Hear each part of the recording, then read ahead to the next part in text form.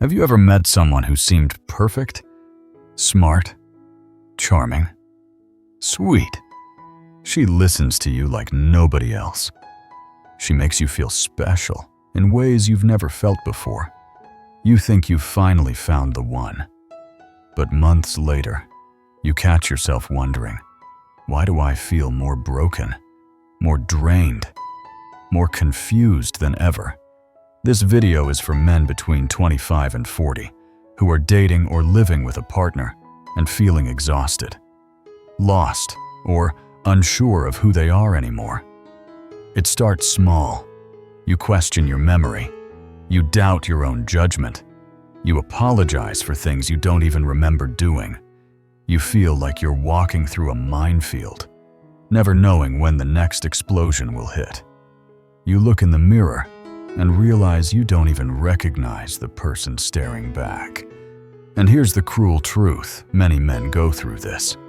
They fall for women who look like a blessing, but turn into a storm. On the surface, she's kind, caring, even vulnerable. But underneath, she's slowly rewriting your reality. She's not shouting, not hitting, not obviously cruel. She's doing something much worse. She's getting inside your mind. The scariest part: you don't notice until it's too late. By the time you wake up, your life, your energy, your very sense of self feels stolen. So here's the question I want you to sit with until the very end of this video. What if the person you trust the most is the very person destroying you from the inside out? Stay with me, because today I'll expose the hidden patterns, the manipulations that look like love, but are actually the slow poison that ruins men's lives. She doesn't show up with anger, cruelty, or open aggression. Instead, she shows up with tears in her eyes, stories of pain, and a soft voice that makes you feel like she needs saving. She looks fragile, almost broken, and that sparks something deep inside you. You want to protect her. You want to be her safe place. It feels noble. It feels like love. But this is where the trap begins. Not every victim is truly a victim. Some have learned that playing weak is the strongest weapon they can use. They feed you stories of trauma, of betrayal, of how everyone has hurt them before. And you believe them. Because why wouldn't you? Who lies about pain, yet slowly, without realizing it, your protector instinct becomes the chain that ties you down. Every boundary you try to set turns into abandonment. Every attempt to hold her accountable becomes an attack. Every moment you disagree, you are suddenly the villain in her story. What started as empathy transforms into guilt, and then into control. You're not rescuing her anymore. You're trapped in her web. And here's the most shocking part. The fragile girl you thought you were saving is often the most skilled at psychological warfare. She knows exactly how to flip the script. One day she's helpless. The next day, she's the prosecutor, turning every word you say against you. The victim becomes the predator. By the time you see it, you've already invested too much. You've built your identity around protecting her. And now, she uses that very identity to control you. At first, she doesn't look dangerous at all. She looks wounded, misunderstood, and desperate for love.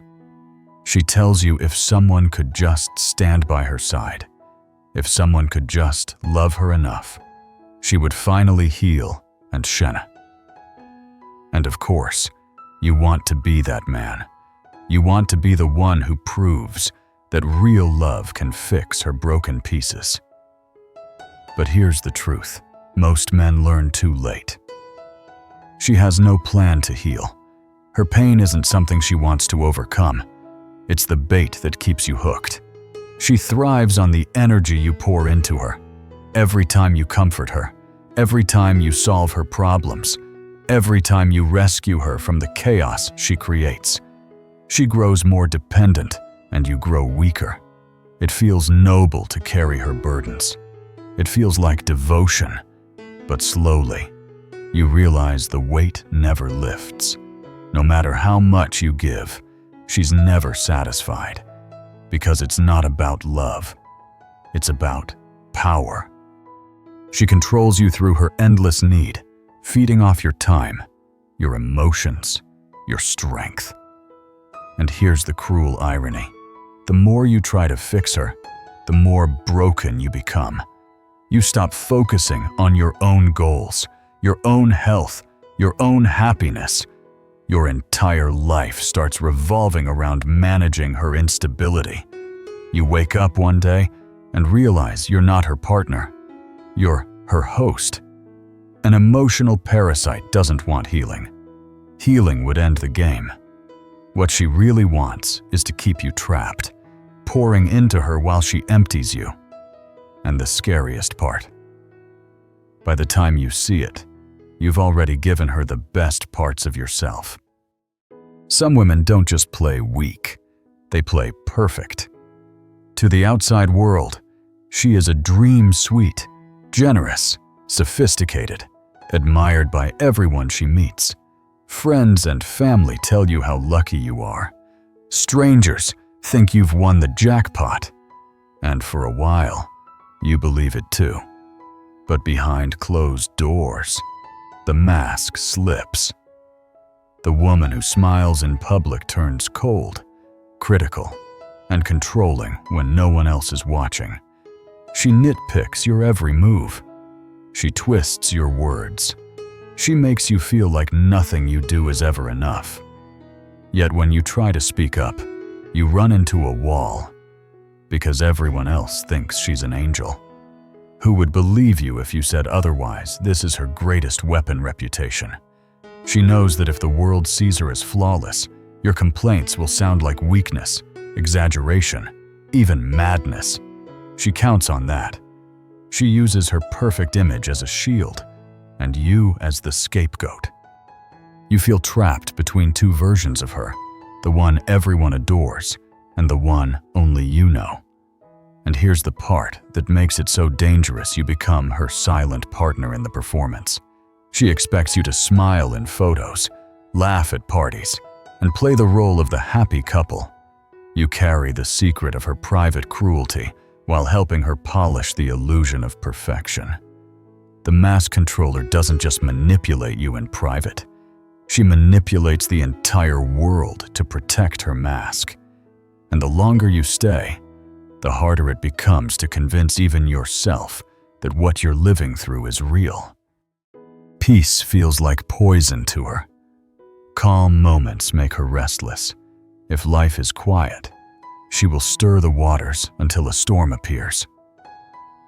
At first, you think it's just bad luck or small misunderstandings.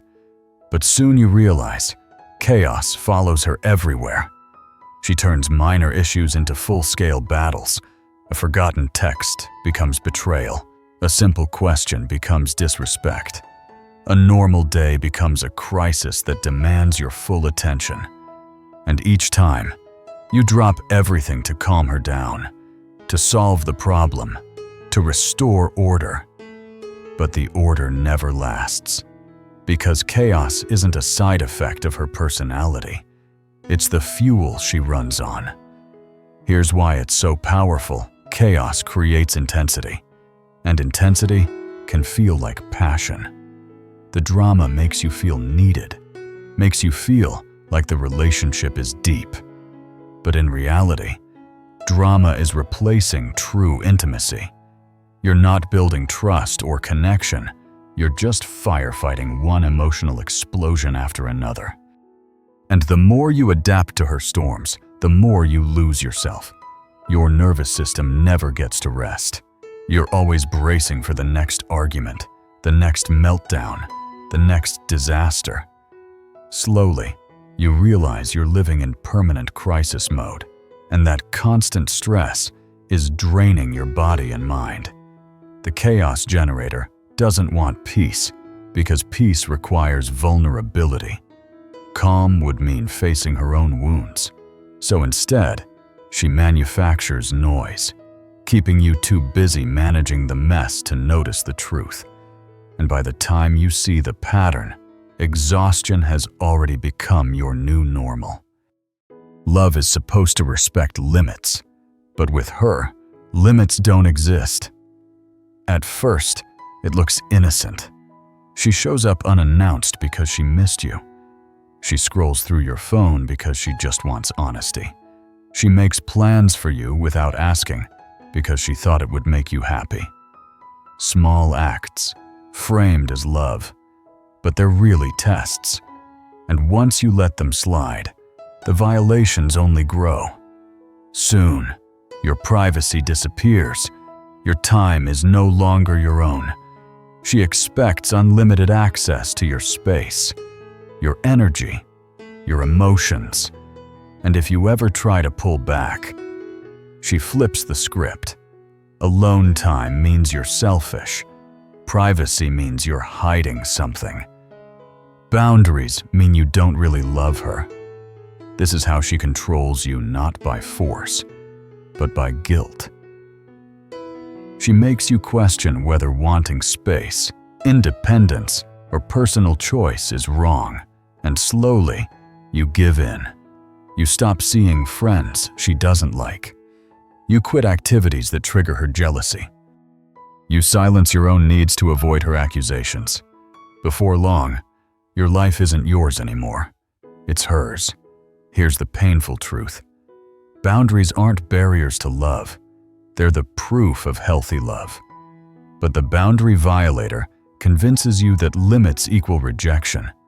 She demands total access and calls it intimacy, when in reality, it's control. By the time you notice what's happening, you've reshaped your entire existence around her expectations. And the worst part? She makes you feel guilty for even thinking about taking your life back. If you're starting to see pieces of yourself in this, don't ignore it. That small voice inside you. It's not weakness, it's your intuition waking up. Pause right here and hit that subscribe button. Because what's coming next might explain the very confusion you've never been able to name. And if someone you care about is trapped in this cycle, share this video with them. It might just be the wake-up call that changes everything. Imagine arguing with someone, and no matter what you say, somehow you're always wrong. That's life with a gaslighter. She doesn't just disagree with you, she rewrites reality itself. You remember her saying something cruel, but she insists she never said it. You recall an argument clearly, but she swears it happened differently. You bring up a pattern in her behavior, and suddenly you're imagining things. At first, you push back. You know what you heard, what you saw, what you felt, but the denials never stop. Over time, doubt creeps in. You start second-guessing your memory. You start wondering if maybe you are too sensitive, too forgetful, too unstable. And that's exactly the point. The gaslighter's goal isn't just to win arguments. It's to make you question your own mind until her version of events feels safer than your own. She's clever about it too. She'll highlight every mistake you've ever made while conveniently forgetting her own. She'll recall your worst moments in vivid detail while erasing hers. And then, to twist the knife, she'll present herself as the reasonable one, the calm partner who's just trying to help you see things clearly. You end up grateful for her patience, even as she's dismantling your sanity piece by piece. Gaslighting is more than manipulation. It's psychological theft. It strips you of the one thing you need to stand strong: trust in your own perception. And once that's gone, she doesn't even need to control you. You'll police yourself, bending to her reality because you no longer trust your own. Some women don't argue. They declare war, not with fists, but with fear. This is the emotional terrorist. She doesn't just want your love, she wants control. And the way she gets it is by holding the relationship hostage. She says if you don't give her what she wants, she'll leave. If you set boundaries, she threatens to hurt herself. If you push back against her behavior, she whispers that she'll ruin your reputation. The threats don't even have to be direct. Sometimes it's just the silent treatment, the cold withdrawal, the sudden explosion that makes you afraid to take one wrong step. The message is always the same: comply or suffer. What makes this so dangerous is how she uses your own care against you. Because you love her, you don't want her to spiral. Because you're invested, you don't want to lose her. Because you're decent, you don't want her to get hurt. And she knows that. Every ounce of empathy you have becomes another weapon in her arsenal. Soon, you're not living your life anymore. You're managing hers. You're constantly checking her emotional temperature, making sure she doesn't blow up, break down, or walk out. And in the process, your own needs vanish. Your own feelings get buried. Your entire existence becomes about preventing disaster. That's the cruel genius of emotional terrorism. It convinces you that peace is possible if you just keep her happy. But peace never comes. Only more fear, more threats, more exhaustion. And by the time you see it clearly, you've already surrendered your freedom without even realizing it. This one doesn't just take your time or your energy. She takes you, piece by piece. She strips away the parts of yourself that don't serve her needs. At first, it feels subtle. She frowns when you hang out with certain friends. She makes little comments about your hobbies.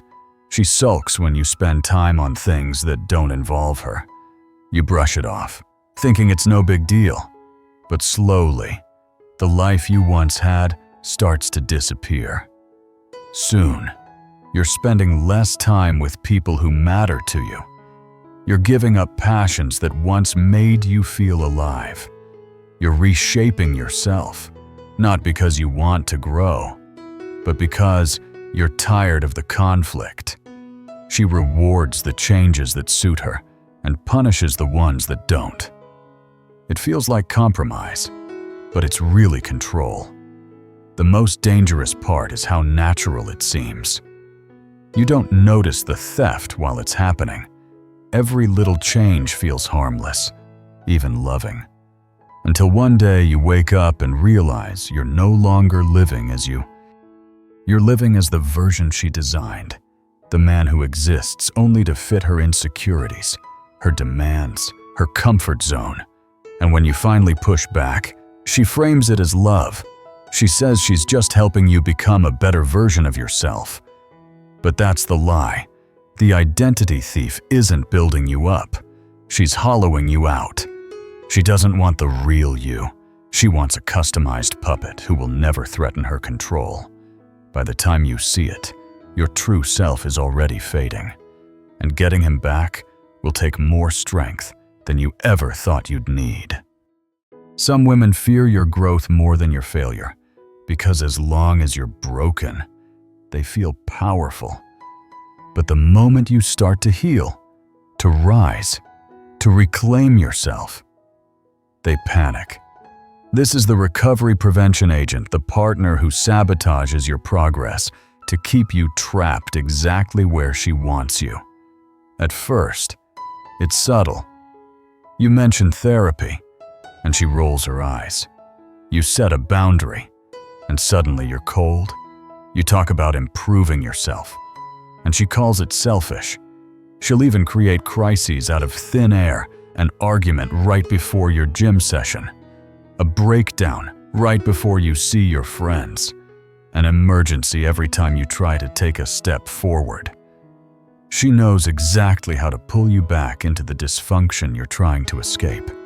Every time you start to change, she presses the old buttons that trigger your worst patterns. And because you care, because you want peace, you fall right back in.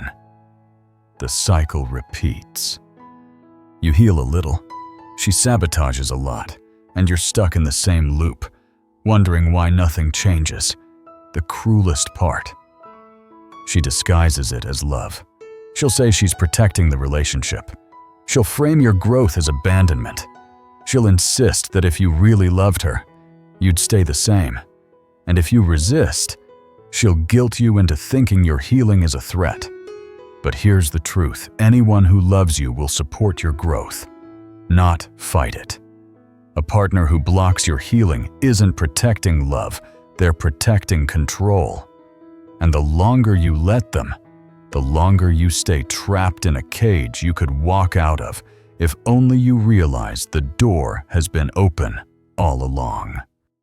Most men miss the danger in the beginning.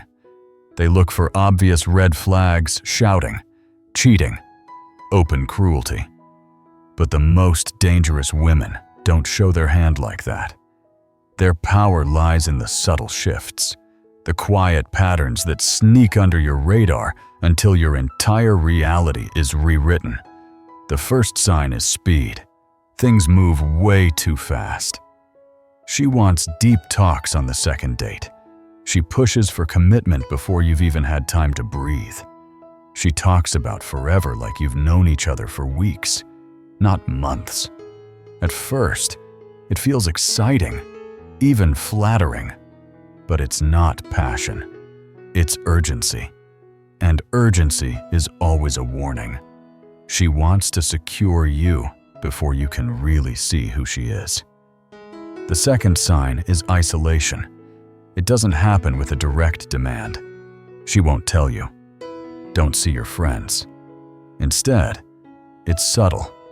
A sigh when you mention family. Tears when you go out with friends. Little dramas that pop up every time you invest in anyone but her. Slowly, you start avoiding the people who keep you grounded, because being with them suddenly costs you peace at home. The third sign is reality bending. Early on, she doesn't gaslight aggressively. She just offers different perspectives that always tilt in her favor. She reframes events so you question your memory, your feelings, your instincts. Each time, it feels minor.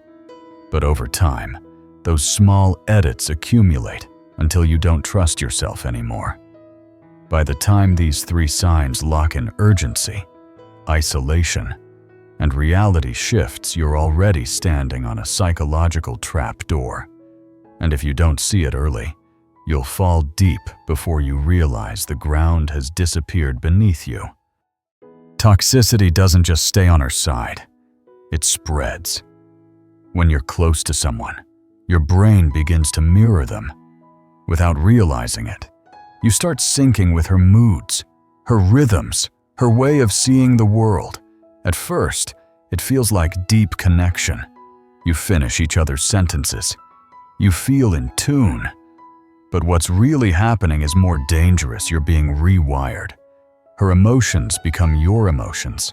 Her interpretations become your lens. Slowly, you stop thinking like yourself and start thinking like her. One day, you can't even tell where she ends, and you begin. That isn't intimacy. That's psychological colonization. And here's where it gets worse. She doesn't just infect you with her chaos, she locks you in with trauma bonds. This isn't ordinary attachment, it's addiction. She creates extreme highs and devastating lows. A fight that shatters you, followed by sudden tenderness that feels like relief. You start craving that relief, even though she's the one creating the pain in the first place. It's the same psychology as gambling.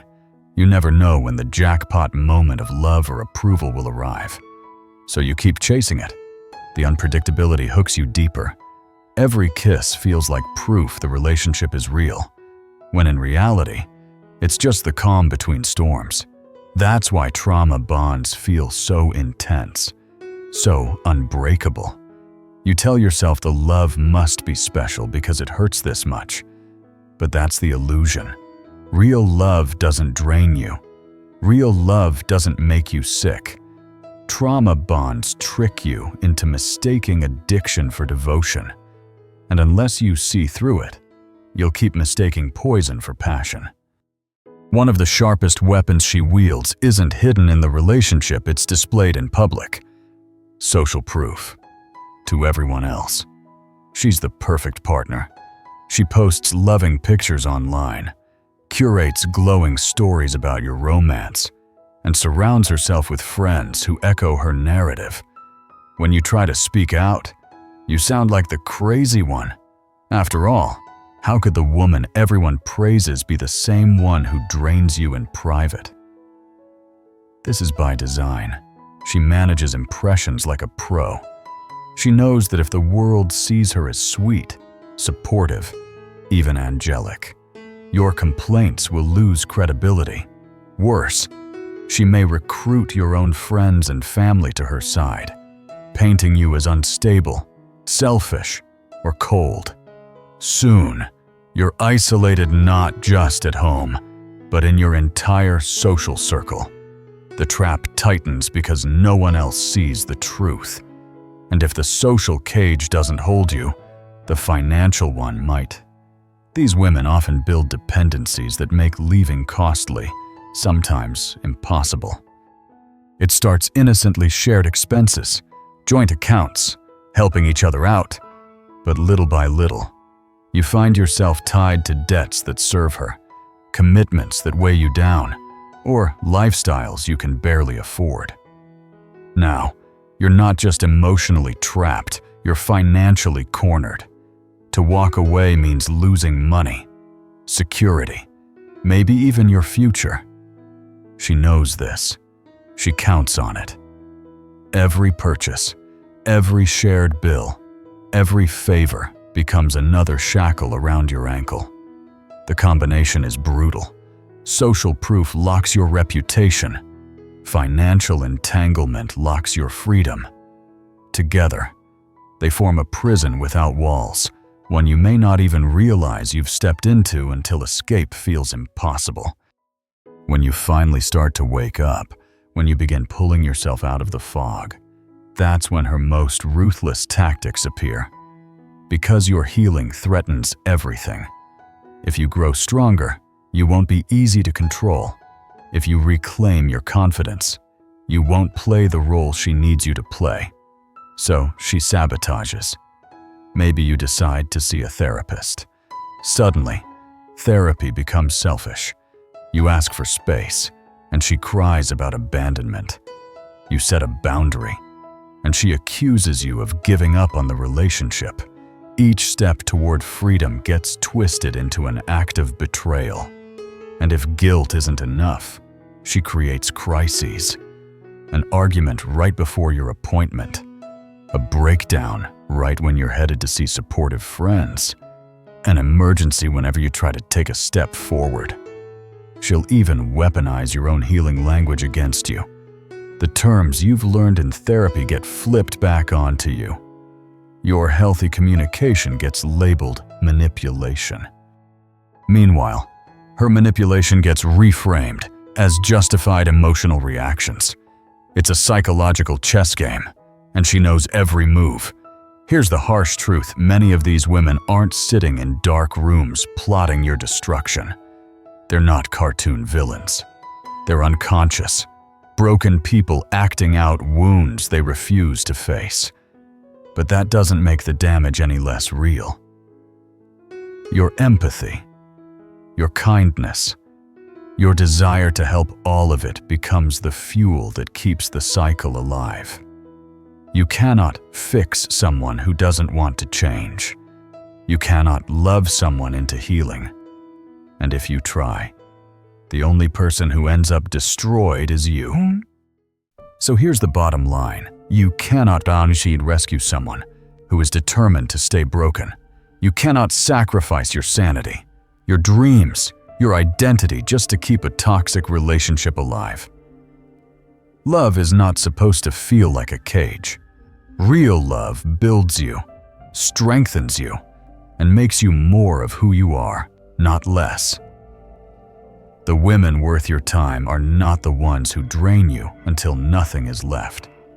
They are the ones who take responsibility for their own healing, who face their shadows instead of dumping them on you, who grow alongside you instead of pulling you down. Healthy love doesn't demand you shrink so the other person can feel big. It doesn't use guilt as proof of devotion or chaos as proof of passion. And that's the hard truth most men need to hear. You don't prove your strength by surviving abuse. You prove it by walking away from it. You don't win by outlasting the storm. You win by refusing to live in it. If anything in this video made you stop and think about your own relationships, don't ignore that feeling. That's your instinct, trying to protect you. Trust it. Share this with a friend who needs to hear it. Because too many men are suffering in silence, thinking they're alone when they're not. And if you want more insights on protecting your mind, your heart, and your future from these subtle forms of psychological warfare, hit subscribe and turn on notifications.